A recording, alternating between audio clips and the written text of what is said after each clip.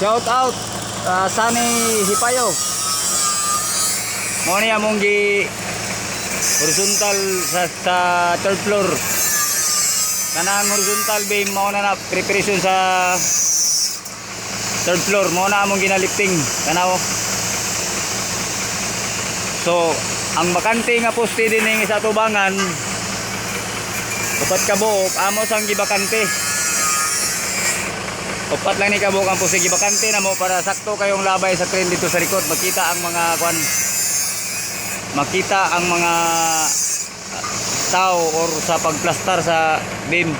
So mao na amo ang activity karon kana.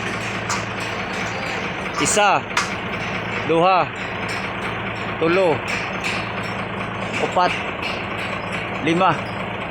So lima ka horizontal sa gikan alauna. Nya alas 3 pa lang karon. Ongoing pagyapon no, wala pa kabuhi ang kwan, wala pa kabuhi ang crane gumikan sa wala pa maplastar ang beam. Mao na proseso na mo dire.